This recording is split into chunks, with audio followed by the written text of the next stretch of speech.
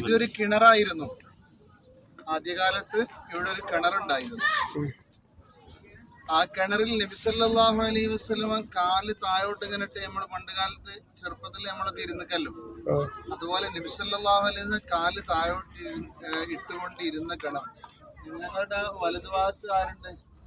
അബൂബക്കർ സിദ്ദീഖ് റളിയല്ലാഹു അൻഹു ഉണ്ട്. ഇടതുഭാഗത്ത് ആരുണ്ട്? ഉമർ ഖത്താബ് റളിയല്ലാഹു അൻഹു ഉണ്ട്. ഉസ്മാൻ ഇബ്നു അഫ്ഫാൻ റളിയല്ലാഹു അൻഹു. അങ്ങനത്തെ ഒരു കിണർ നിന്നിരുന്ന സ്ഥലമാണ്. പക്ഷേ സൗദി ഭരണകൂടം ഇവിടെ ആദ്യകാലങ്ങളിൽ ഇത് മൊത്തം മായ്ച്ചു കളഞ്ഞിരുന്നു.